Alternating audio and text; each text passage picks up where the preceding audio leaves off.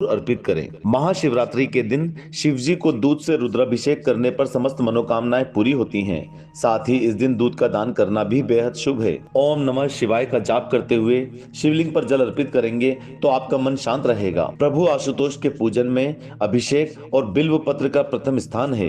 बिल्व पत्र चढ़ाना और 1 करोड़ कन्याओं के कन्यादान का फल एक समान है। केसर से शिव जी का तिलक करने से जीवन में सौम्यता आती है और मांगलिक दोष समाप्त होता है। महाशिवरात्रि पर व्यापारिक दस्तावेजों पर केसर से तिलक करें तो अड़चनें दूर होंगी और धंधा मंदा नहीं पड़ेगा। शिवलिंग पर इत्र छिड़कने से मन की शुद्धि होती है और तामसी प्रवृत्तियों से मुक्ति। भक्तों को सद्बुद्धि मिलती है और वो सत्य की राह से नहीं भटकते। कि क्यों हम ये त्यौहार मनाते हैं, यही जानेंगे इस वीडियो में। और हाँ, कमेंट में हर हर महादेव ज़रूर लिखिएगा। नमस्ते मित्रों, स्वागत है आपका हमारे इस चैनल हिंदू माइथोलॉजी में। कहा जाता है इस दिन शिव और शक्ति का मिलन हुआ था, और साथ ही ऐसी कई कथाएं हैं जो महाशिवरात्रि का वर्णन करती है।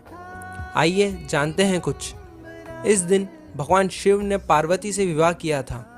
महाशिवरात्रि इस पवित्र मिलन का उत्सव है, और ऐसा भी माना जाता है जब देवों और दानवों ने मिलकर समुद्र मंथन कर अमृत प्राप्त करना चाहा था, तब समुद्र की गहराइयों में से विष का घड़ा बाहर निकला था, जो भगवान शिव ने मानव जाति और देवताओं को बचाने के लिए इसका सेवन करा था, और इसी विष को पीने के कारण वो नीले पड़ गए थे।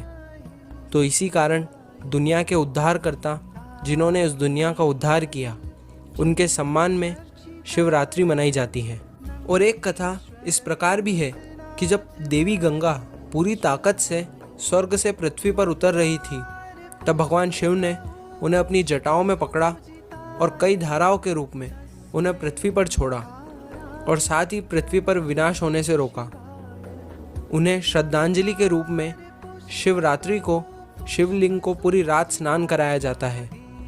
और इसके अलावा यह माना जाता है निराकार भगवान सदाशिव मध्य रात्रि में शिवलिंग मूर्ति के रूप में प्रकट हुए थे, इसलिए लोग पूरी रात जागते हैं और भगवान शिव की प्रार्थना करते हैं। और महाशिवरात्रि को पूरी रात जागना अच्छा माना जाता है।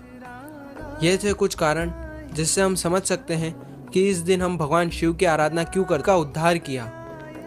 हर हर महादेव।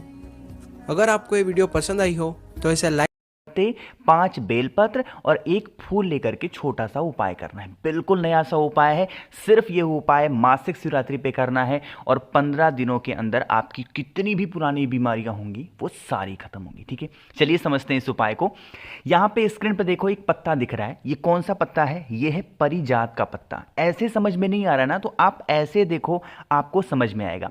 परिजात के पत्ते को ही हम लोग एक दूसरा नाम देते हैं, हरि श्रृंगार बोलते हैं। क्या बोलते हैं? हरि श्रृंगार। इसके फूल कुछ इस तरीके से होते हैं और पत्ते कुछ इस तरीके से। तो आपको इस उपाय के लिए 5 लेने होंगे हरि श्रृंगार या फिर परिजात के पत्ते। साथ ही साथ हरि श्रृंगार या फिर परिजात का 1 फूल लेना है, जिसका फूल इस तरीके से दिखता है। ले लिया। इसके साथ ही साथ आपको लेनी होगी 5 बेलपत्र, जो बहुत ही प्यारी सी हो, कहीं से कटी पिटी ना हो। इन तीनों चीज़ों को लेंगे, एक तांबे का लोटे में जल भर लेना, और लेकर के पहुंच जाएंगे महादेव के शिवलिंग के पास में। मन हो ये उपाय अपने घर पे करो, मन हो महादेव के मंदिर में करो, जहां पे भी मन हो कर सकते हैं। लेकिन करने का नियम है मासिक शिवरात्रि के दिन शाम के टाइम पे प्रदोष काल में। ठीक है, क्या करना होगा? फेस रखोगे उत्तर दिशा, नॉर्थ डायरेक्शन। सबसे पहला काम, 1 लोटा जल महादेव के शिवलिंग के ऊपर श्री शिवाय नमस्तुभ्यम का ध्यान करते हुए समर्पित करेंगे। जल को चढ़ाने के बाद अपने राइट हैंड से दाहिने हाथ से शिवलिंग को अच्छे तरीके से पोंछेंगे। पोंछने के बाद में आपके पास में 5 परिजात के पत्ते हैं, 5 बेलपत्र है और 1 परिजात का फूल है ना। सबसे पहला काम करेंगे, जो 5 बेलपत्र होगी उस 5 बेलपत्र को महादेव के शिवलिंग के ठीक ऊपर समर्पित कर देना। ठीक है, एक एक करके समर्पित करना, एक साथ समर्पित नहीं करना। हो गया। अब 5 बेलपत्र समर्पित करने के बाद में जो आपके पास में 5 परिजात के पत्ते हैं, उन 5 परिजात के पत्तों को भी एक एक करके समर्पित करोगे पातालेश्वर महादेव। फिर से बोल रहा हूं, यहां पे देखो नाम लिख करके भी आ रहा है, मैंने लिख दिया था पातालेश्वर महादेव के नाम से आपको क्या करना है, उस 5 पत्ते को समर्पित करेंगे। ठीक है, अभी आपके पास में एक परिजात का पुष्प भी है जिसको हर श्रृंगार का फूल बोलते हैं, उसको भी आपको पातालेश्वर महादेव का नाम लेके समर्पित करना है। साथ ही साथ उस इंसान का नाम और गोत्र बोलना है जिसके घुटनों में या फिर उसकी बॉडी में जहां पे भी बहुत ज्यादा पेन होते हैं, दर्द होते हैं, चाहे वो कमर का दर्द हो, हाथ का हो, घुटने का हो, पैर का हो, गठिया हो, कैसी भी जोड़ों की बीमारियां होंगी, आपको उसका नाम और गोत्र बोलना। करने के बाद में आपको उन सभी चीज़ों को 5 बेलपत्र, 5 परिजात के पत्ते और 1 फूल को वहां से उठा लेना। अब इसको ले जा करके जिसकी बॉडी में पेन होता है उसे खिलाना है। कितने दिनों तक? लगातार खिलाओगे। कैसे? सबसे पहले 5 बेलपत्र को एक एक करके डेली आपको खिलाना होगा उस इंसान को। ठीक है, नाम याद रखना, पातालेश्वर महादेव के नाम से खिलाओगे। एक एक बेलपत्र खिलाएंगे। जब 5 दिन बेलपत्र खिला ले जाओ, उसके बाद में नंबर आएगा परिजात के पत्तों का, फिर एक एक परिजात के पत्तों को भी खिला दो। ठीक है, खिला दिया तो ये हो गए 10 दिन। 10 दिनों के बाद में जो 11वां दिन आएगा, जो आपके पास में परिजात का एक फूल है शिवलिंग के ऊपर से उठाए हो, उसको भी खिला देना। 11 दिन खिला करके देख लेना, 15वें दिन से उसकी जो जोड़ों की समस्याएं होंगी वो धीरे धीरे करके खत्म होना स्टार्ट होंगी, है ना। यहां पे डाउट बहुत ज्यादा होगा लोगों को कि भैया जो बेलपत्र होगा या फिर जो खाने से हमारे मुंह में छाले निकल आते हैं, कैसे खाएंगे? तो आप चाहें तो परिजात के पत्तों को पीस लेंगे, पानी में घोल लो और पी जाओ, ऐसा भी कर सकते हो। सेम काम बेलपत्र के साथ भी कर सकते हो, अच्छे से पीस लो, पानी में घोलो और पी जाओ, ऐसा भी कर सकते हो। ठीक है, करके देखिएगा। कल का ये उपाय था बहुत ही स्पेशल और बहुत ही प्यारा, जिससे आप सारी खत्म जरूर होंगी। ठीक है, यहाँ पे हम लोगों ने पहले उपाय की बात कर ली है। आगे बढ़ते हैं मासिक शिवरात्रि पे करने वाले हम लोग अपने दूसरे उपाय की। देखो, फिर से ये उपाय आपको परिजात के साथ ही करना है, लेकिन अब इस उपाय का जो तरीका है बदल जाएगा और फायदे भी बदल जाएंगे। इस उपाय को करने से आपकी कितनी भी पुरानी इच्छाएं होंगी, मनोकामना होगी, वो सारी विश आपकी पूरी जरूर होगी। ठीक है, समझेंगे। यहाँ पे हमें परिजात के पत्तों की जरूरत नहीं है। इस उपाय के लिए हमें लेने होंगे परिजात के फूल।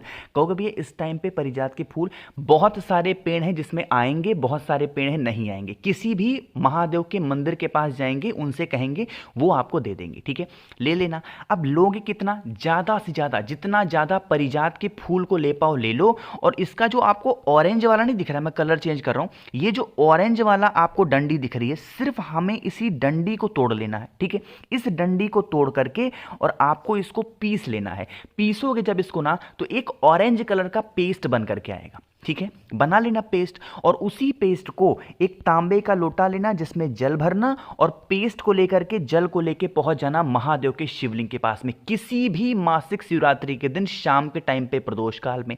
1 लोटा जल पहुंचते ही महादेव के शिवलिंग के ऊपर समर्पित करोगे, श्री शिवाय नमस्तुभ्यम का ध्यान करके। फिर वही काम करेंगे, दाहिने हाथ से शिवलिंग को पोंछेंगे। जो आप पीला चंदन बना करके घर से लाए हो परिजात की डंडियों से, उसको आपको महादेव के शिवलिंग के ऊपर जितना ज़्यादा और जितना अच्छे तरीके से लेपन कर सकते हो, त्रिपुंड बना सकते हो, जैसे भी लगा पाओ लगा देना। अपनी मनोकामना कह देना। इस मासिक शिवरात्रि करके देखेंगे, नेक्स्ट मासिक शिवरात्रि आएगी और आपकी मनोकामना पूरी होती हुई आपको नजर आएगी। ठीक है, ये जितने उपाय हैं थोड़े से डिफरेंट हैं, थोड़े से कठिन है, लेकिन करके देखिएगा, फायदा भी इसका बहुत जल्दी मिलेगा। ठीक है, करिएगा जरूर।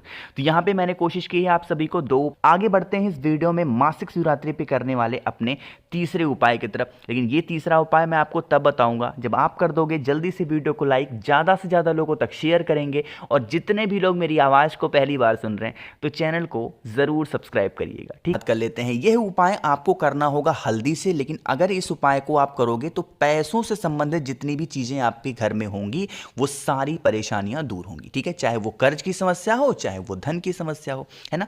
इसके लिए आपको लेना होगा इस तरीके से हल्दी, है ना। हल्दी को क्या करना है, छोटी सी कटोरी में डाल देना और इसका गाढ़ा सा पेस्ट बनाओगे, पानी जैसा नहीं, गाढ़ा सा पेस्ट बनाना। साथ ही साथ आपको जरूरत होगी यहाँ पे शमी के पत्ते की। शमी का पत्ता यहाँ गिनना नहीं है, ज्यादा से ज्यादा जितना ले सकते हो उतना ले लो। 3, 4, 5, 10, 12, 15, 100 जितने ले पाओ उतने लेना। और लेने के बाद में जो कटोरी में आपने हल्दी का पेस्ट बनाया था उसी में आपको शमी के पत्ते को डाल देना, है ना। डालने के बाद में इस कटोरी को लेके पहुंच जाएंगे महादेव के शिवलिंग के पास में शाम के टाइम पे प्रदोष काल में, या फिर रात में 9 बजे के बाद, दोनों टाइम में से किसी भी टाइम पहुंचेंगे।